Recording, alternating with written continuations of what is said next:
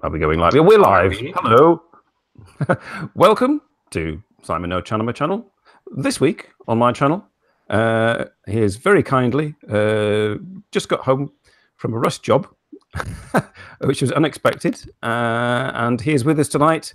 I'd like to introduce Rescue the Princess. It's a very manly name, and this is a very manly man. Yes. Rescue the Princess. Hey, thanks for having me, Simon. Happy to be here. Yes, that's not my real name, Rescue the Princess, but yes, Matt. Living in Japan, filming cosplay. It's like my main hobby. That's what I'm doing in Japan. Okay, well, just say hello to the people who've been waiting patiently and who are now in comments. So I'd like to say hello to and Rena, to Frederick, Anna and Maya. Hey, Anna and Maya, future guests, hopefully.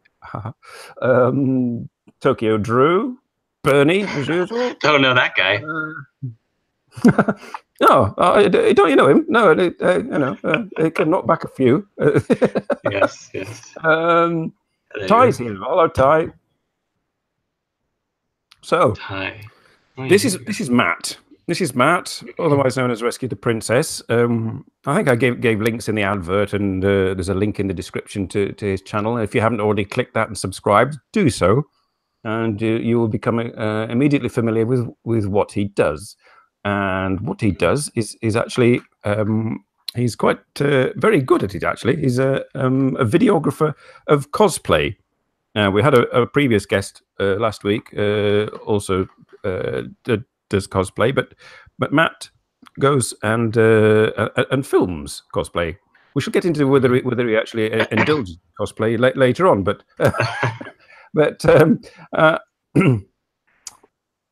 oh, it's Takekuru. We got some Japanese people in here. Hello. What? Sorry, you have to say that again.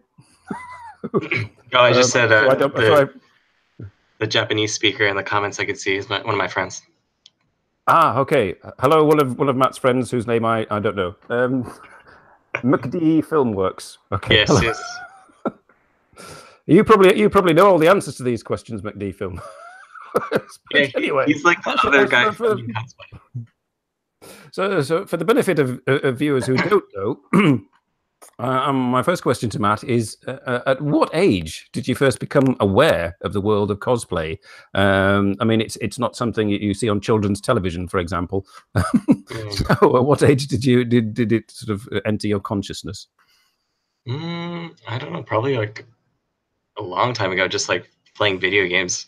And, you could probably the first time I went to a convention. So like, I don't know, 2010, I guess, or like way back then. And then you'd see the people dressed up as characters when you go to the event. It's like, oh, okay, I guess that's the first time I saw people cosplaying, I guess.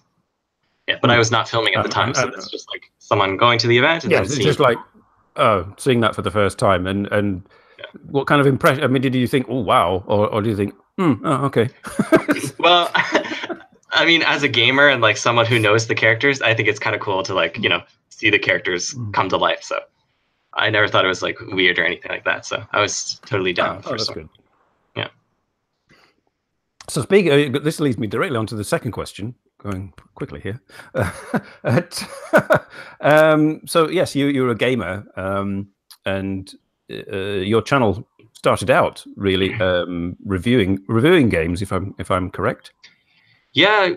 Like Rescue the Princess, the name itself is nothing to do with cosplay. It's because it's the name of our podcast, which is about storytelling in video games. So we wouldn't review the game; we would just review the story in the game. And it's like Super Mario Rescue the Princess. That's like the first story in a game, basically. So that's how we came up with the name.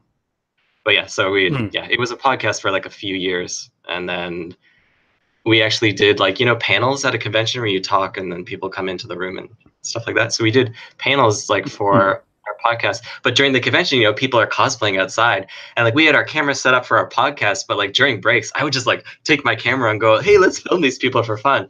And then like we put up the podcast, and then we put up the cosplay, and like people were like, oh, like it's so cool to see the cosplay too.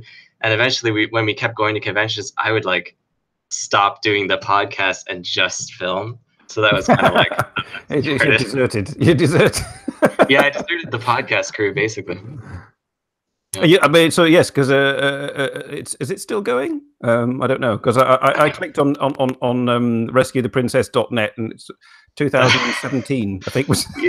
Yeah, we haven't updated that. But actually, like we stopped doing the podcast for Rescue the Princess. It's purely cosplay now. But I do like sometimes we do a video game podcast with my friend Hiroshi. So yeah, we were doing it on a different channel.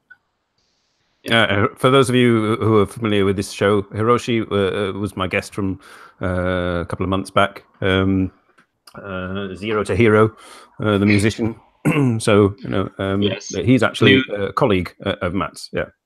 Yeah, and he's the one who introduced me to you. So thank you, Hiro, That's right. or Mr. Arden Aki. I think that's his there we are. Name. Your task has been fulfilled. Yeah. Great musician. Check out his stuff. Yeah. Excuse me, I'm on coffee, not wine, because I only had about 3 hours sleep. Thanks, Drew. Oh yeah, sorry. Yeah, what time is it over there? It's a nice, comfortable 20 to 2 in the afternoon. So I'm all right. Yes, where were we? Yes, so you'd seen these characters and thought that's cool because you've been involved in gaming. So how familiar were you with? I mean, well, let's backtrack a bit because you'd seen these at a comic, like a convention, gaming or comic convention. You'd seen these characters, these cosplay characters, but this was in where? This was not in Japan. No, started in Canada, or we would go over to conventions in America. So yeah. So quite a lot of the characters would be like from American TV shows and movies and as such, rather than Japanese. Well, I mean, I think you get both because I mean, America loves Japan, so there's tons of anime characters there. So, but there's definitely more obscure stuff once I came to Japan. Yeah. Yes, I mean that leads me nicely into the question that I was going to actually ask, which is how familiar with you with all the various characters that Japanese cosplayers often choose. I mean, you may be now totally familiar with them. I mean, because you're heavily involved, but I mean, like you say, obscure. it's I mean, the case. I guess like I've lived in Japan for like 5 years. So but in my first year, I guess I would say maybe like you'd see like lots of obscure stuff that I don't know. Like what the heck is that? I don't know, whatever. But it looks funny. But like I am a big anime fan and a gamer, so I do play a lot of the Japanese games, and I do know most of what I film because actually what I film is what I like. So like if I see a character I like, I'll film it. So I mostly know all the characters that are actually in my video. But at the convention itself, there's tons of stuff I don't know. Right. I mean, yes. I mean, moving from my rather restrained background here, I shall move to a background where you film what you like. Audience, this is what he likes. Hey, that's cool that you can put up pictures like that. Yeah, man. That's Madoka. Okay, great anime. That's fine. You picked an okay one. Okay, well, I just randomly picked this because it's Nagoya. It's the World Cosplay Summit in Nagoya, and that's the big sort of thing in Sakai there, isn't it? The sort of like the Oasis or something like that. It's called that they're walking under. It's the biggest contest in the world for cosplay. So yeah. Yeah. So I mean, I have noticed. I have going through your videos. I was hard pressed to find male cosplayers.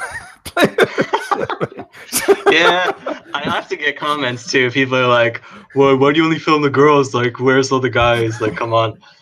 But man, okay, I'm not joking when I like say like 90% of cosplayers are female in Japan. It's not a joke. Like. Yes, I've noticed this going through. I mean, and looked at not only your videos, but I just typed in cosplay in YouTube, and yeah, it was like going through a fine-tooth comb trying to find anybody male. Yeah, but when we get to the part where like I can like recommend some people, like some cosplayers to check out, I do have some guys, so don't worry. Okay, there we are. It's for all those. So where were we? Yes. So this is all taking place. Your sort of first introduction to cosplay took place in Canada or in the States, and you said you moved to Japan about 5 years ago. Were you, with this photo in the background, in the back of our minds, were you partly driven by an interest in Japanese pop culture to move to Japan? A little bit. Or was that It's completely... definitely it's definitely not wasn't my main thing. I'm not like, yeah, I gotta go to the land of anime and stuff like that. Definitely not. Like after I finished university, I wanted to travel and I didn't have any money to travel, so I kind of picked Japan because I do like Japanese culture and anime and games and stuff. So yeah, that's the country I chose, and then I've just been here ever since. But another thing is like I did already start filming cosplay in Canada, and when I looked up Japanese events, there's no videos. Like, have you heard of Comiket in Japan? Yes, I mean, one of these pictures will appear from Comiket. I can't remember Okay. which. Yeah, like Comicet's one of Yes. the biggest. I like in Canada, I thought Comiket was the biggest event like in the world for cosplay. But anyway, it's like the biggest one in Japan. And like when you look on YouTube like years ago, like Comiket cosplay, there's nothing. There's just like candid stuff like people holding a camera or something. There's no actual cosplay music videos like people make in America. So I was like, man, I gotta go to Japan and make the first video to Comiket. So that was one of like my dreams, but not like a reason for moving to Japan. And you went ahead and did it, which is good. Yeah, man. I mean, yeah, proud of that. And when now when we were Skyping a few weeks ago, you showed me your setup, and anybody who's watched the advert for this show will see Matt running around like crazy with like kind of harness and did you have that kind of equipment to start with, or how did you first film? What was it was like a little point and shoot. Yeah, man, it was. I had one of those like the square ones like this, and then like a camcorder. Yeah. First, like I would watch a video with like people who film with steady cams, and they go like from the ground and they go up. So then I would just take my camcorder and do the same thing. Whoa, but definitely nowhere near as smooth. But yeah. I didn't buy my equipment until I moved to Japan. So I mean, when you were doing this, when you were filming, I mean, this leads nicely onto question 5. And you're going up from the ground with your little camcorder and your point and shoot, and there's all these guys with like photo vests on and huge cameras next to you, sort of taking shots of that, and you're there with your little camera. So how easy was it, or difficult was it, to establish a rapport or contact with cosplayers while you were doing this? I mean, were they quite amenable to you doing that, or did you have to sort of like go and ask permission? And it totally depends on which country. So, like, do you mean in Canada when I first started, or Japan? Let's start in Canada, where you first started, and we could go on to the differences, sort of. But yeah, in Canada, for example, sort of Canadian and American cosplayers, how are they? Yeah, I would say in America, it's super easy. Like, you could go up to anyone, and they'd be like totally down, and then like you wouldn't even have to direct them. They would just like have something to do, like in their character. So yeah, America was just really fun, and like. America's events are very social, so like people are just hanging out. You could be like, "Hey man, could I take a picture? Could I take a video too?" They'd be like, "Sure, man." So it's like totally easy and easy to make friends, I would say. Yeah. So, but then let's fast forward 5 years, and now you're in Japan, and you've gone to. What was your first cosplay event that you went to in Japan? Do you remember? I think it is Comiket. Yeah. So there you are. You're in Japan. You're living there, and you've got all the boring stuff out of the way. And right. I'm going to Comiket, and you've got a little camcorder and you point and shoot. Okay. Or did no, you actually. Did you buy special. Yeah. No. When I didn't even bring my old camera to Japan, so like I went with fresh start, moved to Japan, and then I bought the Steadicam and everything, and then I went to Comiket. Wow! So I debuted the Steadicam at Comiket. Yeah. So so I mean, yes. So you looked the part. Sort of when you went up to the Japanese cosplayers, they thought, you know, he knows his onions. Yeah, even though that's my first time. Yeah. So I mean, what's the difference then between those? What did you notice a direct difference? Obviously, the language for one thing, but I mean, yeah. That aside, is there a difference? Yes, I mean there is a huge difference. It is like almost the opposite of America. It is not social. People do not hang out. They don't really talk, and it's very hard to make friends. Obviously, there's the language barrier, of course, but it's just not that kind of event. Like there's cosplay areas, like you can only cosplay in this little area, and people just like, I don't know, for anyone who has never been to a Japanese event, you may not know this, but if you have, it's fairly obvious. But there's a cosplay area and cosplayers stand in one spot for like hours, and like they'll just stand there, people line up and take their picture, or they just crowd around them. Like it's like they're just there to get their picture taken. They're not there to hang out or have fun. Like I don't know, depends what you think is fun, but like yeah, it's just like I'm here, yeah, take my picture, next, yeah, next, here's my business card. So it's almost like a modeling, they're just trying to get that modeling gig kind of thing. Most of them, I won't say everyone, but it's it's totally hard to, and like go ahead. I mean, from the point of view of you wanting to make your own videos, it's quite straightforward. You just wait in line, basically. Yeah. That's what I did. Wait in line, and then but when you wait like 20 minutes or like however long it takes, then you're like, oh, can I take a video? And they're like, no video. Dummy. And I was like, oh shit. Okay, so yeah, like Japan was very like, you know how I said that when you look on YouTube, there's no videos? Well, there's a reason. It's because nobody does video in Japan. So like they're not used to it, and they're like, no, like why would you want to take a video kind of thing? No video. Like what? Moving pictures, you know. Yeah, so it's very hard, and like people are shy. A lot of cosplayers are very shy in Japan, so they don't really know what to do for a video. So they're like, you could take a picture, but sorry, no video. And many events actually don't even allow video, because you know, like there's like those photographers who are kind of like taking creeper pictures when they're not looking and stuff, and like people just bring their camcorder, and there's so many people that they just like film girls like upskirt stuff, and like that is probably the mindset of people in Japan at events, thinking like, oh, that's what video is. So it's like, of course, no, you can't take a video, you know. So there's that negative kind of stigma. It's fair enough. I mean, it's fair enough. Yeah. Of course, yeah. So I mean, when you sort of started going more regularly to these places and deciding, yes, you want to do what you said you wanted to do. You want to make videos of it. How did you then sort of cross that hurdle? Yeah. Okay, well, I'll give you my Japanese. This is what I say.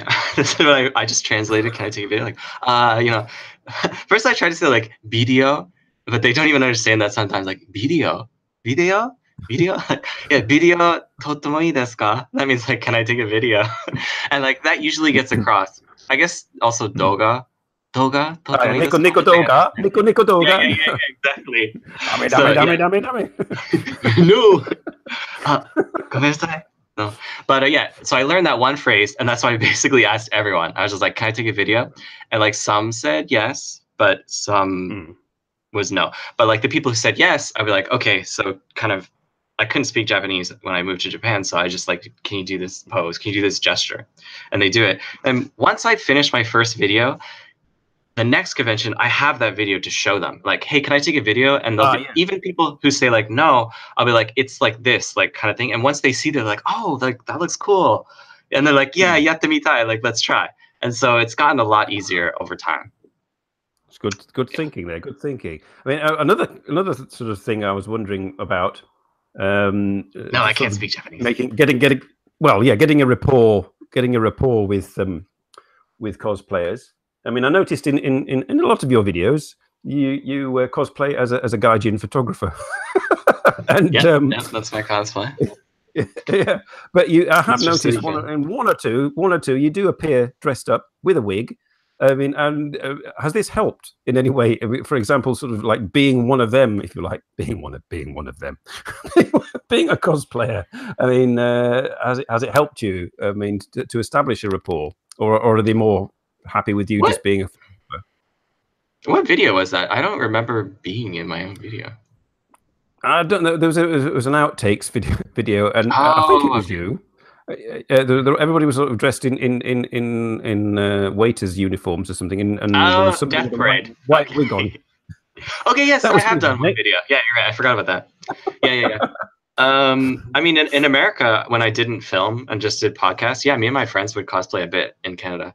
So I've done like a couple. But then when I moved to Japan, I didn't really cosplay. But I have done, I've done 2, I guess. Yeah, I did that one which you're talking about with the white hairs covering his eye. I did that for that video. Yeah. But it's not something you do to sort of. It isn't like a personal hobby of your own, as it were. I mean, filming is what you do, but not actually cosplaying as such. Yeah, not really. I mean, I've done it a couple of times, but it's not like my thing for sure. Yeah.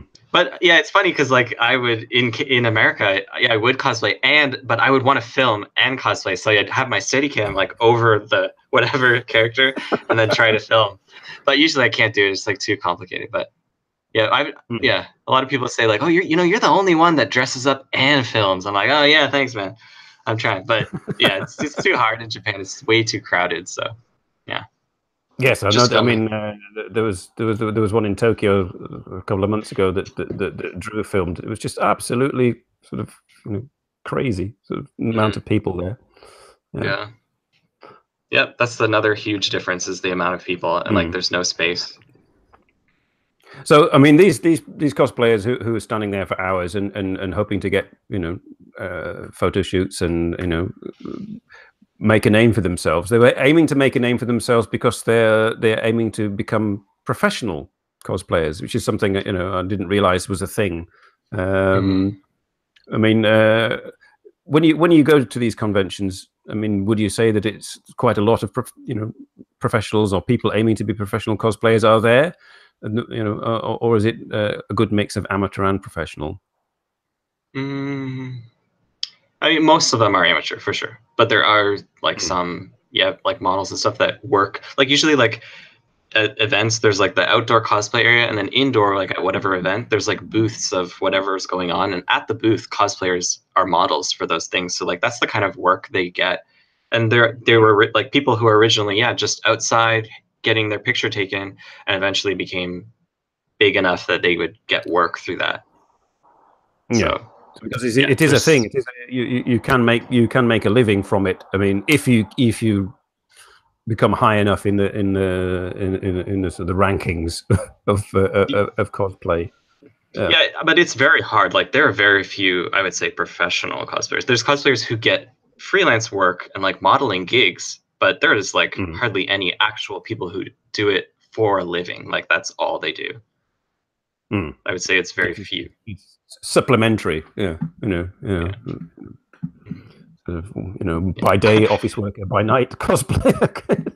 Yeah, but sometimes when the professional cosplayer comes out, like there's one event, I think if you heard of like Anako, she's like maybe the #1 most famous cosplayer in Japan, like makes the most money and stuff. Cute little girl. Like when she appears at an event, there's just like this like wave of cameramen that just appear out of nowhere and surround her, and like you can't even like see over them. It's like, what is over there? It's like, oh yeah, it's a little girl. Yeah. Another funny thing, actually. Sorry.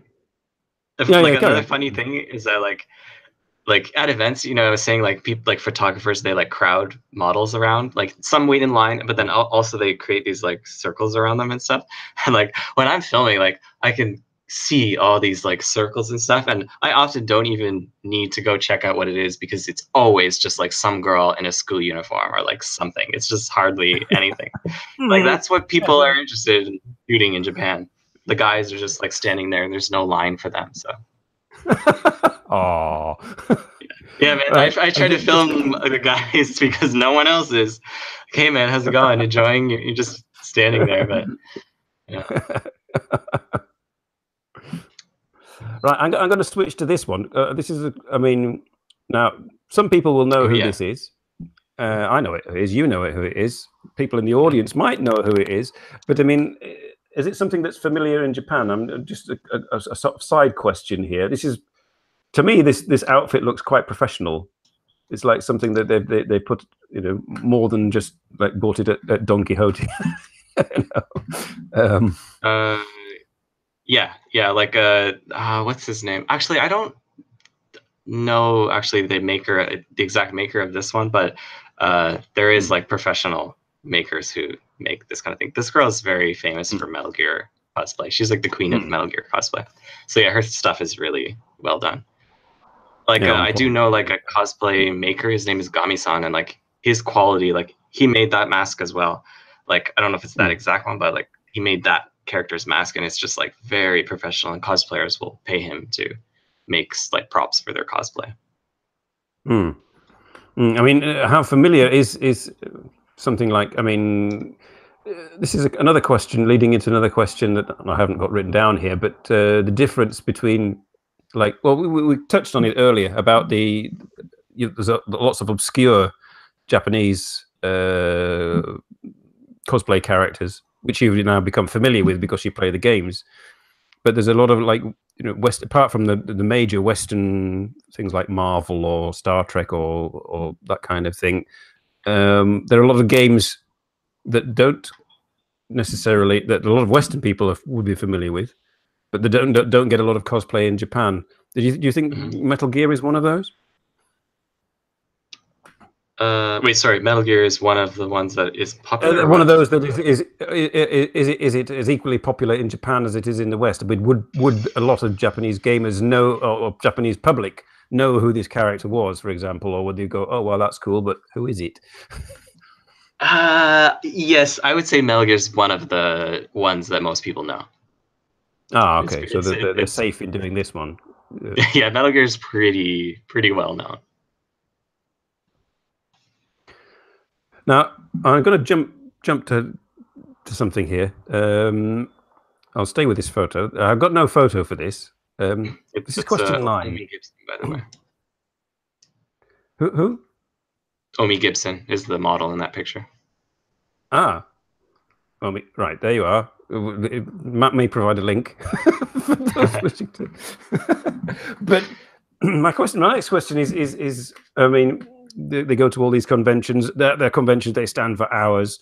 There's no social stuff.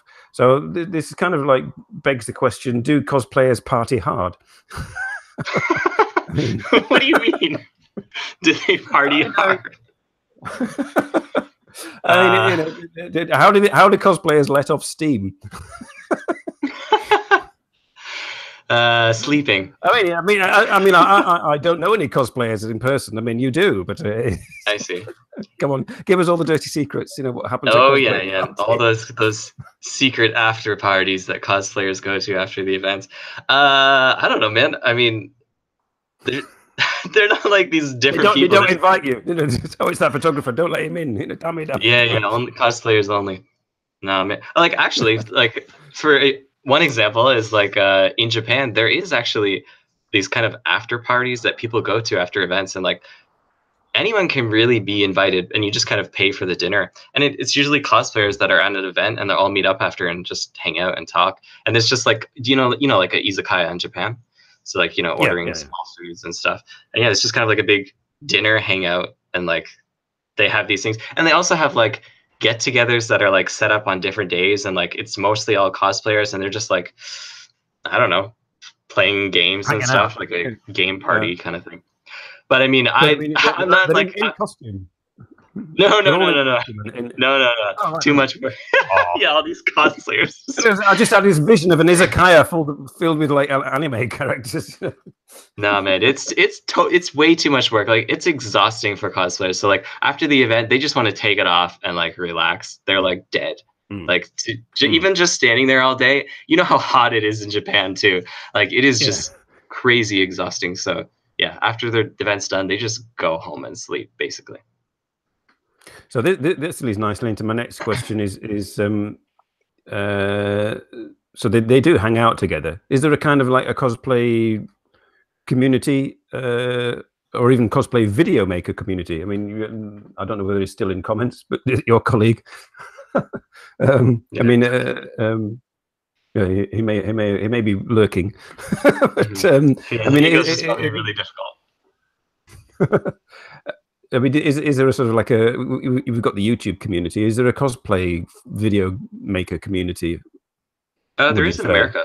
Yeah, like even on Facebook, there's a Facebook group called Cosplay Videographers, and it's just a bunch of, it's invite only, and it's a bunch of the big cosplay videographers in America, and and there is some from different countries too. But yeah, I guess, but I mean, it's just a group. There's no like hangout. We don't go talk about how we make videos together or anything, and I'm not in that group either. Yeah, so I don't have any. No. I don't know. I just like being Rescue the Princess. I don't really want to be a part of any other group because I'm very critical, actually. I don't know. Many people, maybe they don't know this about me, actually, but I'm very critical in terms of my work and also the other videos out there, because I'm a filmmaker and I always striving to be better, and I can always get better. So I'm a very critical person, actually, for videography. Okay. Yeah. Yes, this is so yes, there is a community, but you're not part of it. Well, in Japan, it's funny because, you know, I said nobody does video, and like for like 3 years there is no community. I'm the only one filming, and so I know two other videographers who are Japanese guys in Japan, and both of them I met at an event, and I saw them because they had a Steadicam. Like, oh, hey man, like you're taking a video too, like that's cool. And like they both told me like, hey, like we saw you do the video, and like you inspired me to go buy this, and now I'm gonna try it too. And I'm like, yeah, go for it. So like it's great to see that. So, but yeah, there's basically only two others who like sometimes do events. So yeah, it's still very small. I mean, you guys could corner the market. Oh, you have cornered the market. Yeah. All right, Anna and Maya in the comments, it says, we vlogged at the cosplay studio. If anyone is interested, please check it out. Don't criticize me. Well, I can't guarantee that, Anna. No, man, I'm not going to criticize those kind of videos. No, only the full music videos. Otherwise, I'd be incredibly critical of your crazy green screen effects. No, man, that's all cool. It's the best I could do. I mean, this green screen cost me all of $5 from the local cloth supply shop. You know? Oh, that's pretty cheap. Nice. Where were we? Yes, I mean, so speaking of cornering the market, and there not being a lot of video of this kind of thing in Japan. And the models at the booths are doing it for like the movie companies, the TV companies, the game companies, and they've been commissioned to do it. Do you sometimes, you know, having won awards, do you sometimes get approached by game, TV, or movie companies to do cosplay shoots for promotions, or are you just strictly freelance and you just say, this is what I do, and you know, if you want it, you know, contact me, kind of thing, or have you actually been approached?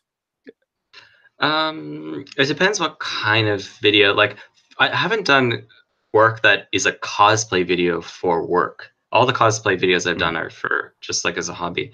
But but I am interested in doing that. Like, if companies are they're using cosplay to advertise their product, like a game or a TV or something like that, I would totally be down for that. But I feel like I still feel like I'm not that known to be able to acquire this stuff. It's kind of through connections you get that.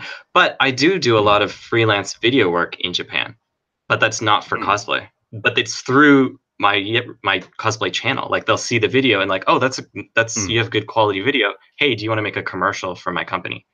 But it's not for cosplay. It's just we want to use you as a videographer. Yeah, so I do that, but not cosplay.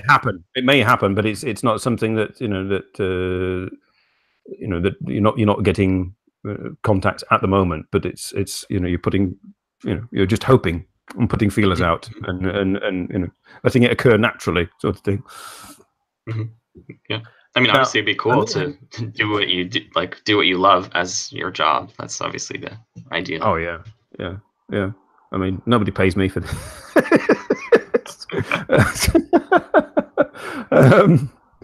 So going on to something about I mean, you mentioned that, you know, the models will do the poses. You could go up to them and they would automatically do a pose. And my previous guest was saying that he lamented the fact that and you do, and we will get onto it later. You go out and do actual cosplay shoots, actual stories. Yeah. But he was lamenting the fact that in general cosplayers today, I don't know whether in the past this was the case, don't really do anything in terms of acting their character. They'll do a pose. They know the pose. They'll do a, you know, they'll say a word or a phrase of the character, but they won't act. They won't do any acting In Japan with their character. In Japan or in general, I don't know about America, but yeah, probably Japan. Yeah, like you say, they just do their poses. Is this something you've noticed? Has it been difficult to try and get them to come and act? Definitely, yeah. I mean, yeah, like I said, Japanese people are often very shy, and like they do pictures, so yeah, they could do a pose and stuff. But yeah, they're shy, so they're not really acting in character really. But I don't know. It's hard to say. Like over time, like it's been 5 years, and lots of people now are kind of getting used to doing video now, and like when I'm doing a video, they are trying to be in character. But like if just like in general, like just hanging out, no, they're not really, like they're just hanging out, whatever, just standing there, I guess. Yeah. Like one, for example, like do you know Steins Gate? Like it's an anime in Japan, and the main character is a scientist, and he's a very crazy guy, and he has this laugh. He's like ah ha ha ha, like he has this very like loud, well-known laugh. And so like I saw this guy, and I'm a big fan of Steins Gate, so I was like, hey, like can I take a video? And he's like, sure. Like he did a pose, whatever. And then I was like, hey, can you do the laugh like of the character? And he's like, no, sorry. But it's like, man, like you're cosplaying him, like I feel like you should just do it for fun. But no, I guess. But I mean, it's understandable if you're not comfortable with that. It's totally fine. But yeah, that's my experience with acting. Well, yeah, I mean, speaking of acting, one of the this is you do worldwide cosplay. I mean, audience. This gentleman travels sort of around the world to film these people, and this is from Singapore, apparently. But it's for those who are not familiar with his character. This is Near Automata, which is a game from a couple of years ago. Oh yeah. And if my computer would have been capable of it, I might have uploaded the video shoot. Not necessarily with these models, but with other models that Rescue the Princess did. But it was fairly steamy. Oh, that one. Okay, I've done several of this from this game. That one, I see. Yes. Yeah. They were acting there, one hopes. yes, they were. Yeah, that's two girls actually. yeah. I mean, I've done. Okay, so like, yeah, I film conventions and make convention music videos, and then I've been trying to do location videos. And yeah, we do have that section of like, it's called Cosplay Fantasy, and those are kind of more like sexier videos with cosplayers. Yeah, if that's the one you're referring to. All right, Bernie here is this is going back a while. Bernie's a viewer of my age. even while playing a Klingon, we played in an owned video back then. So so it was. I mean, this is probably not Japanese. So in America, it's different. They're more, you know, perhaps more up for doing the acting part of it.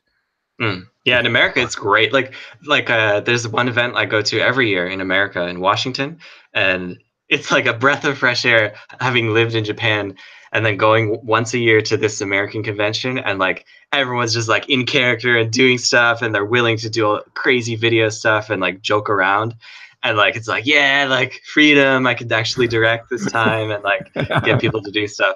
So that's like always great. So yeah, America knows how to do it. So you've done. I'm thinking of here of the Metal Gear Solid videos you've done, and it seems to me like quite. They get quite into it. I enjoyed watching those. I'll just flip to the appropriate backdrop. There we are. How many people? I mean, excepting the cosplayers. And I did notice one other guy in the advert. You'll notice there's another guy who's next to you when you're doing some filming in a quarry with the Final Fantasy characters. But how many people generally do you need on a location shoot, and how much organizing does it take? Yeah, it depends on like the size of the project, but yeah, I do have my friend Ryan Siegs who sometimes comes to some of the location shoots. That's probably the guy you saw in the video to do like support camera and stuff. And sometimes we try to like script the idea of the video beforehand together. But actually, in general, like most of the videos I've done, it's just been me and like these cosplayers out there. Like I don't really I don't have a crew. I don't have anything. It's just like me and the camera and like, yeah, let's do it, guys. I'm gonna do it without my Japanese. I got gestures and good camera. You guys got great cosplay, cool location. Let's do it. So yeah, there's like not much in terms of like a crew or anything right now. Yeah. So I mean, you're basically having to rely on, for example, I mean, it's not too difficult in Japan on natural lighting. Then there's no guys with like reflector screens and there's and lights and and boom mics and. Yep. So what you see is what you get, folks. Yeah. I mean, I love natural light actually, and unless we're filming in a dark spot, I'll bring lights. But in general, yeah, I use just natural light. Yeah. And not much sound recording because we're not doing like short films or anything, so it's just a music video. So yeah, it's not too hard. It's pretty easy. But in terms of setting it up, does take some work, like especially with the language barrier and like like my main way of recruiting people is like so like I'll go to an event and I'll film them at an event and then I'll put out the video and they'll see the video. I'm like, oh, that looks cool. And then I'll message them like later some other time and I'll be like, hey, like we're thinking of going to this location, doing this video. Are you interested in participating? And then they'll be interested or not. And if they are, then yeah, we just start planning. Okay, how about this date? Does this work? Let's go. Here's the location. And like I work with a location provider in Japan called Cosnavi, and they provide locations for cosplayers to rent out for a day. And you can, you pay a fee and then you can use the location for a day. And they have like crazy looking, like this in the picture, this is a mountain thing. Like this isn't just us going randomly. Like this is set up by Cosnavi and there's like food and there's a bathroom there that they've brought. Oh, wow. So like that is like the production team, which is not part of me, but is there. So like people have water and stuff and they, so like there's that support there. And like there's even buses that bring them there. So like there is kind of like a cosplay bus, which is very funny. Like like all the cosplayers on the bus, like the cosplay bus. Yeah, man. Like I wish, like this is probably later when we'll talk about like what's the best shoot I've done because it's not released yet. But like that was like a huge thing with like tons of like behind the scenes work stuff. So it's coming out like maybe in December, maybe this month or next month. But all right. Yeah. Subscribe, people. Subscribe, you'll get it. so yeah. I presume then they get changed on location. They don't get changed at home and get on the bus, or are they all ready when you get there? Yeah, no, they change at the location. Yeah, because Japan is very against. Like when you're in America, you can leave your hotel in cosplay and go to the convention. In Japan, you can't do that. Like it's very, like you could try to do it, but it's very, what do you call it, taboo. So most people, there's change rooms at the event and you have to change there. And just cosplaying in general outside in public is not really looked upon well. Right. So audience, you've been warned. Dress appropriately when in Japan. Yep. Yeah, Japan is supposed to like when you think of Japan, for me, I think like it's the birthplace of cosplay, and yet I feel like America has become even more accustomed to the idea of cosplay than Japan. Like Japan is still like there's a kind of almost like negative image of cosplay. I think a little bit like not like that big, but just like for the fact that no, you don't like we don't want to see cosplay outside. Like no, you go change inside at the event. You Like do your thing, go away. yeah, we don't want to see that kind of thing. So like yeah, I don't know. Yeah. So I mean, this new, well, it's a secret, but it's coming out on your channel. But this new video is coming. Are there any characters you would really like to appear in your videos? And do you go in search of cosplayers that do them? Do you think, God, I'd really like to, have this, do a video shoot with featuring these characters, and Yes, definitely. Yeah. Yeah, I always do that. So like basically yeah, Japan uses Twitter as like their main social media and like where they post their cosplayer pictures and stuff. So like yeah, like if I like for example, actually like sometimes I'll just see an image of a cosplay and I'm like, wow, that's so cool. I'll give it a message. I'm like, I don't know these people, but like, hey, do you guys want to do a video? And like sometimes they'll be like, yeah, sure. Like we saw your videos, they look cool, let's do it. And then when we go to the location, it's often the first time I meet these people. And that happens very often. Wow. It's just very funny, kind of like, hey, nice to meet you. All right, let's do it. Like, so yeah.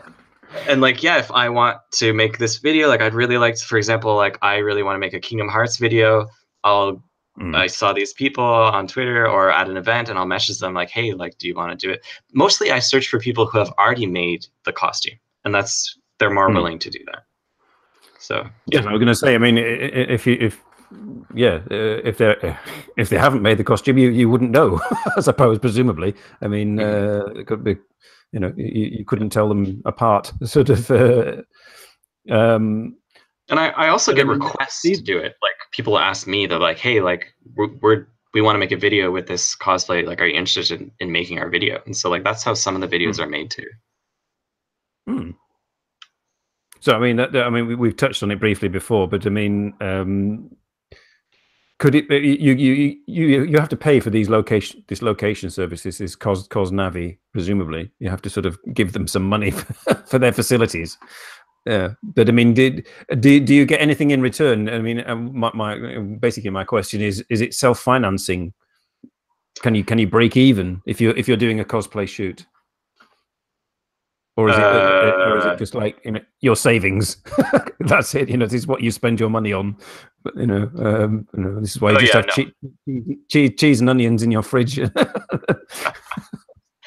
Yeah, I'm sure my boss would love to hear the answer to this one, but I would say absolutely not. Like there is no return. Like honestly, I just purely make the videos out of a passion. Like I love this game. I want to recreate it. Like as a tribute to like this game for inspiring me or something.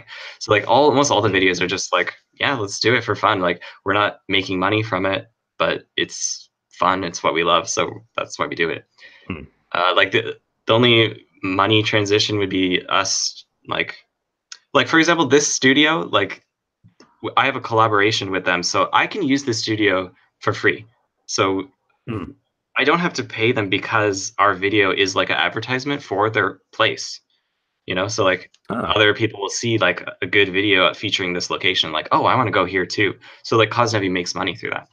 So yeah, like the cosplayers, and if it's a big group, then yeah, we still have to pay the event, but yeah, but the cosplayers chip in because it all benefits everybody in the end anyway, sort of kind of thing. Yeah. Yes, and then like there's YouTube too, but mostly I use music that is not like monetizable. So yeah, most of it's like unmonetizable, and many people are like, Matt, like your videos are very popular. Why are you using copyright music? Like you should be making money from this.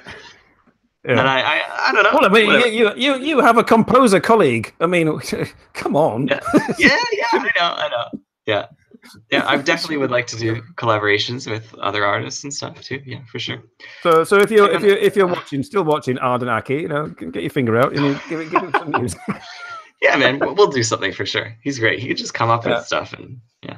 I mean, I did start a Patreon, but I don't know. I'm not good with like marketing myself, so yes. I don't know. Let's put it up there. Bam, Patreon. Rescue the Princess. Support us. There we go. But I don't know. I got to work on that more probably because it is hard to like we put all our money into this kind of thing, like either traveling or you know, finding the location, the making props and stuff. So it would be nice to have more support if people want to like see these videos and stuff. So I guess, yeah, that's the only means we're using right now. Tokyo Drew says you need a good manager. Yeah, well, it's not gonna be Drew. Sorry, you're already my boss for my other comp. So yeah, my neighbor too, another coworker under Drew. He's always like, Matt, I'm gonna be your manager. Yeah, we'll work out all this stuff. I'm like, yeah, no. Okay. So, but it's something is it something you're working towards, or is it still just a hobby? I mean, like you say, you'd love to get commissions from movie companies and something, but you're putting like feelers out for getting that kind of thing. But it's yeah. I mean, I'm trying to be distinguishable from other videographers and other people. Like I would like to do stuff nobody else is doing, so like that's what we're trying to do with these location stuff, because I don't know, I don't think anyone is really doing the amount of original location cosplay stuff and trying to recreate like stories and stuff. But I'm not actually hoping to make a living through filming cosplay. I'm actually more leaning towards videography in general, and in Japan I think it's a very open market for that, so I am trying to do something with videography in Japan. And but I will still be doing cosplay, so it's kind of like cosplay is still doing that, and then also I'm trying to start my own company in Japan basically. But yeah, it's a work in progress. So I mean, one of my previous guests, Tokyo Joe, he's got masses and masses of cameras and equipment and so on. What would you consider to be? I mean, you starting videography. Do you use a DSLR or do you use a video camera? Which would you prefer?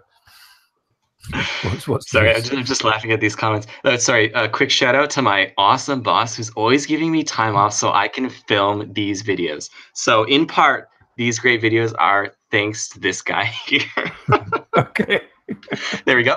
Anyway, sorry, what was the question? What camera? So the question was, yes, I mean, technical terms, do you prefer video cameras, or do you prefer DSLRs? Or do you use a mix of both?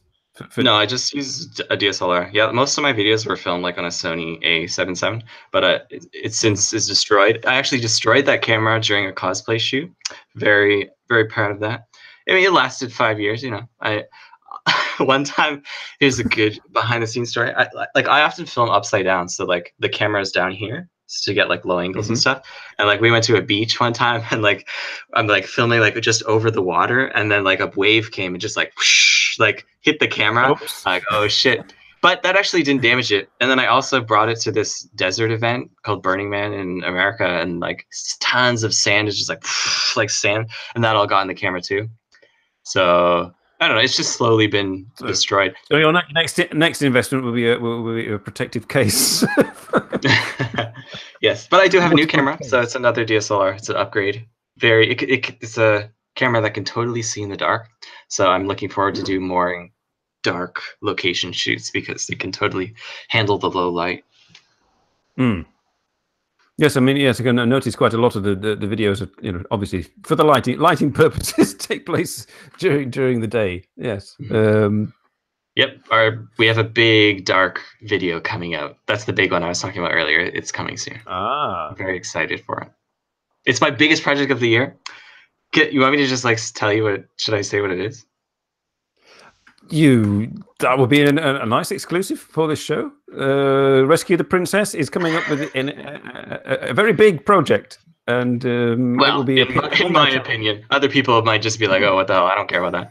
But anyway, yeah. So like, basically, it's my first original cosplay video that isn't from like it's not based off a game. It's like it's called Cosplay Villains. So like, it's basically cosplayers who are dressed up as iconic villains from a whole bunch of like media, so like games, anime, movies, TV. Yeah, like like the Joker and like Voldemort and like people from anime. So like just like a whole bunch of villains most people would recognize, And yeah, we all went to this. There's like 16 of them, and like I've never worked with that amount of people together in a cosplay project. Like usually it's like 5 max, you know.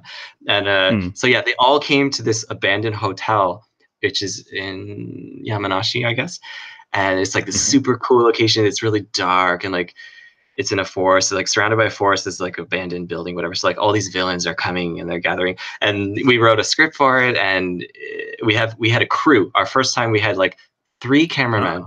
So like 2 guys from France came and just to do behind the scenes for us, which is also really cool. No one's ever done a full behind the scenes video for our work, so that'll be a great way for people to see what we do. And then the Japanese guy who also does video in Japan, I invited him to be like my second cameraman, and like he's like, yeah, let's do it. So yeah, we had that, and like we brought like sweet colored lighting stuff we bought, and like everyone looks so cool. So that's my biggest project of the year, and I'm super excited to start editing that one. Oh, you've got to go through all the editing. Oh, here he is. Yeah, see, he's listening. He just commented. He's listening. He's a big smiley face there. Yeah. He's going to help with the editing. No, I told him I want to do the editing. Yeah, he can just help film. Yeah. I think he was a bit nervous to like actually be like a main videographer in the shoot, but I was very thankful for him to help us. So it was great. And yeah, it's yeah. No, I haven't started editing because we're actually shooting another scene for that next week. So yeah. So this has all been like scripted and oh, I've forgotten the word. Where you draw pictures of like cartoon storyboard. Storyboard. That's the word. Yeah. Sorry. Yeah, actually, only very rarely do. I mean, as I've done more and more location stuff, I am trying to do more storyboards. But in general, I actually haven't done that really. My first storyboard was the Near video, which is the one in the abandoned quarry, and that one had a like screen for screen like story, and like that was super easy to show the cosplayer too. They're like, "Here's the picture. Like, can you do this?" And they're like, "Oh yeah." And yeah. So and this new one has this also been storyboarded, or did you, because 16 people? I mean, without a storyboard. Yes, it definitely was. Japanese. I have this is my notebook here, and I have pages of like shots, and like I just write the character name at the top, like, okay, Voldemort, he's gonna do this shot, this shot, this shot, this shot, and then just try to check them off as the day goes by. You can't, like, I don't have time to do them all, but we just do as much as we can, and then hope it works out. Are there going to be post-production special effects? Oh my God, I'm not going to do that. Oh yeah. Okay, so that's another special thing for this video. It's going to be my first video with special effects because I went to Singapore, and there is this I'll just say he's a well-known videographer in Thailand. He does all the cosplay videos in Thailand, and he is known for having amazing special effects. So like, it's like his thing. Like, you know, you could say, do you know like Sneaky Zebra? No. Not personally. No. Okay, so they are like the cosplay videographers in the UK, like one of the well-known UK cosplayers, and they have this distinct kind of happy dance kind of style for cosplay thing, and everyone knows that's their style. And so this guy in Thailand, his thing is like special effects, and like the camera will hardly be moving sometimes. It'll just be like moving back, but the effects will be just going off, and like it's super cool. And like I suck at effects. Like I can't do it. Like it'll take me 5 hours to do like one little flare, like you know. So I met him, and then I was like, hey man, like, do you want to do a collaboration where like, you know, I'll try to promote your stuff also, and then you know, you can do the effects for one, and I'll film it. And he was totally down. He's just like, yeah, like, let's do it. And we did one thing I went to Katsucon, which is an event in America, and it doesn't have effects except for one shot. It was just kind of a test. I'm like, hey, like, there's a character who shoots fire and ice from his hands. I was like, can you like put the fire and ice on his hands for me? And like, I'm also like testing him, like, just to see if he could do it well. And I'm just like, but also to see if he's willing to do it. Anyway, I sent him the clip, and like literally, I don't know, 20 minutes, half an hour later, he just sends it back. Bam, it's there. And it looks so good. I'm like, okay, this guy's a master. Okay. So anyway, like months ago, like before this villain video I planned months ago to recruit people. I put like a little advertisement on Twitter saying like, these are the characters I want. Is there anyone who wants to join the video? That's the first time I did something like that too, and I got lots of responses, so I was super happy with that. It was really cool. I actually had to refuse people. Did you have to do did you have to do a sort of like screen tests and all that business, or did you just sort of say, oh no, I'll have them, I'll have them? Yeah, the screen test is me checking their pictures and seeing if they're good or not. Yeah. Yeah, like multiple people would request to be the same character, so I'd have to like, sorry, this one's taken. Oh, I know. Yeah. Yeah. But anyway, yeah, so I said, like, can you do the effects for this video? Like, this is the plan, this is what we're doing, these are the characters. And he's like, yeah. So after I edit it, I am sending it the whole video to him, and he's going to do the effects. A copy of the whole, just make sure you've got it back up. No. Yes. Don't lose those files. Don't lose those files. Yes. Yeah. But yeah, I mean, yeah. So could we? I mean, I've never heard of this guy. Not the Lang. You mentioned it. Mentioned earlier, you would maybe give us some names and links and things to well-known cosplayers or people related to the cosplay. Could you probably do that? Could you sort of pop that into? I mean, I think you can probably even pop it into the chat, into the chat, the comments, into the comments. Yeah, I mean, if you've got them to hand, I mean, I'll just type them out, and then I could say who they are. Okay, so the first one that's the. So if we went onto YouTube and typed Tanya cosplay, we'd come across this guy. Like on Twitter or Facebook, they would come up, but they don't have like YouTube channels. Like they don't. Okay. Except Yuriko Tiger does. Like the next one I was going to put is Yuriko Tiger. She has a YouTube channel. That would come up right away. Okay. Yeah. So check them. Maybe check them out on Facebook and Twitter just to get an idea.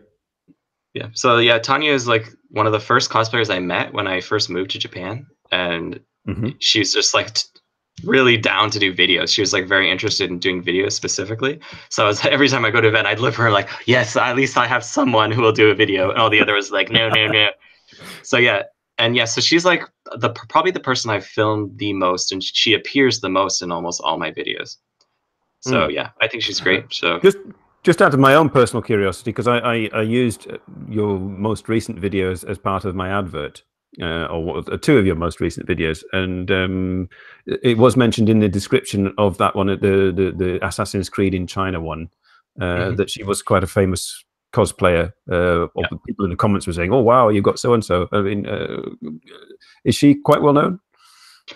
Yes, that's Yaya Han. Yeah, I mean, I'm very like lucky to be able to work with those kind of people. Like when I first started, like there's no way I could really, I mean, they're very nice, but they're very famous, so it's hard to like go and actually have time to work with them. But it's kind of like those people, oh, I wish like you could. But yeah, she said she was coming to Japan and wanted to do a video, so that was a really cool opportunity. Yeah, she is one of, I was saying before, like there's very few professional cosplayers, but she is one of the few. She is a professional cosplayer. She has like her own fabric company, and like she's that's her thing. So yeah, she's one of the most famous in America. All right. If people haven't seen that video, it's a very good video. I mean, even if you're not familiar with Assassin's Creed, go and check it out. We filmed 2 videos with her, so coming soon we have one more with her.